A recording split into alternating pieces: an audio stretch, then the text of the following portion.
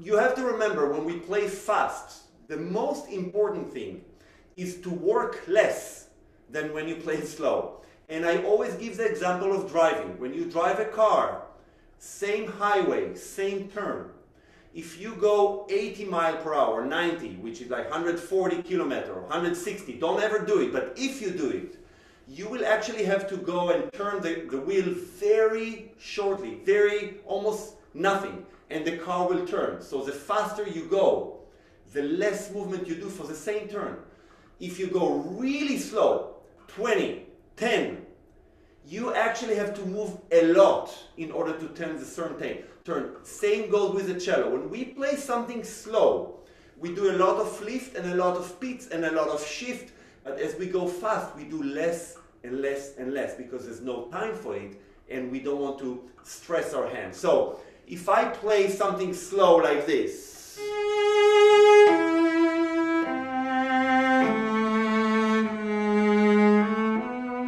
I can verbalize it. Pitch, shift, shift, and I exaggerate the lift.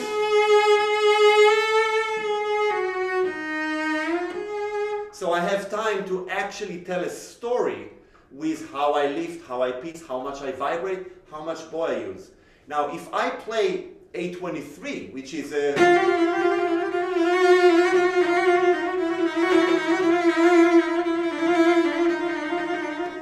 If I do the same, I can't do it. And it will start hurting. So what we're going to do now is the feeling of walking in the dark and sneaking into a house where you're not allowed to be. Do you know that feeling? You sneak into a place that you're not allowed to be in.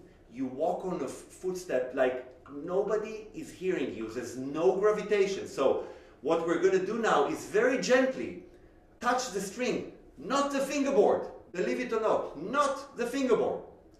See, if I play an E with harmonic, play with me, second finger E harmonic.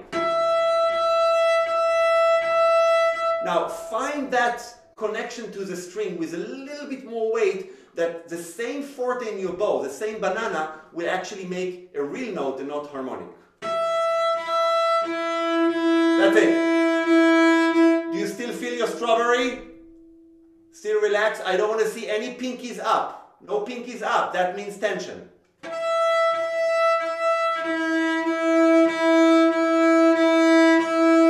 Good. So what I want you to do, and this is going to sound really bad, so I warn you, you find the D for this exercise, which is second finger D. So you go fourth finger here.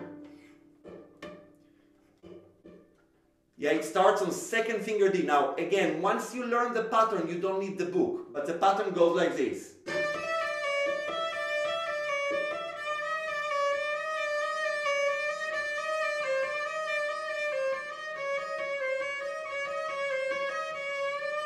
Now, I'm going to do it all with harmonics. It's going to sound bad, I warn you. Look, I'm not putting the string down. I'm hanging as if I'm walking on my tippy toes, yeah?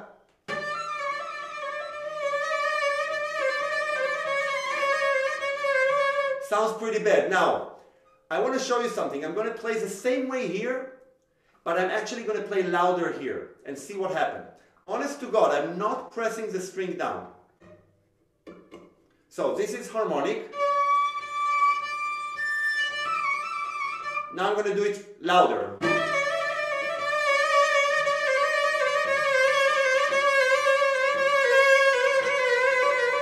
See? All of a sudden I play fast. I don't press my hand. So if I play...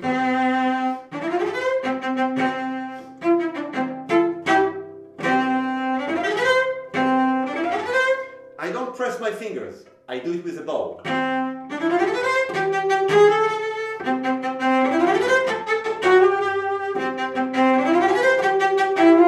Bow! That's it! Now, don't you feel you owe me a lot now for this secret? No pressure when you play fast. Literally nothing. So, I want you to have this sensation. But before we go to A23, let's just take the fourth finger, put it on G, on A string. And we're going to go chromatically down and up in one position. We're going to do this.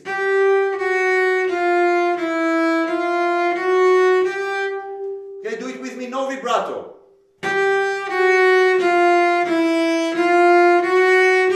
Now, we're going to play it as if it's a slow movement and it's a cantilena, it's a beautiful line. So we're going to vibrate it and we're going to exaggerate our language, lift and pitch, okay? So.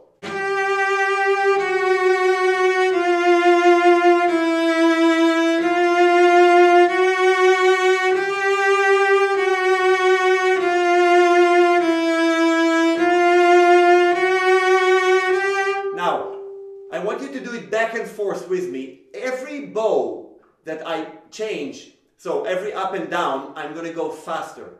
As I go faster, I stop to vibrate and I hardly move. So it's like you stepped into a place that you're not allowed to.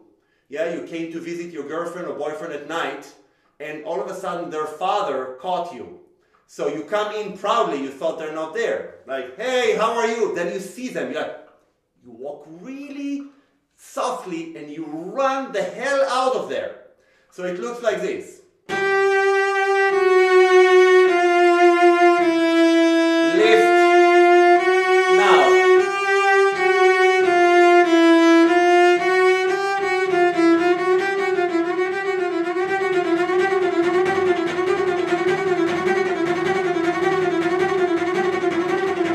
Yeah, it's all in the bow. So the bow is actually doing. But here it's a. That's why, you know, when people play the flight of the bumblebee, you think, oh my God, but all they do is this. Let's try to do it. 4, 3, 2, 1, slow with vibrato, pitch and lift.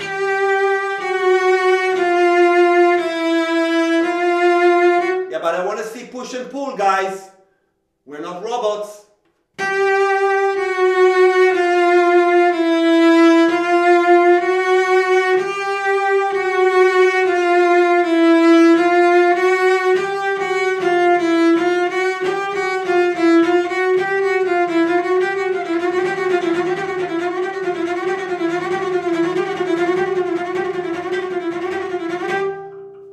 So if it gets stuck, that means that you are doing actually the same as when you play slow. You're not changing the technique.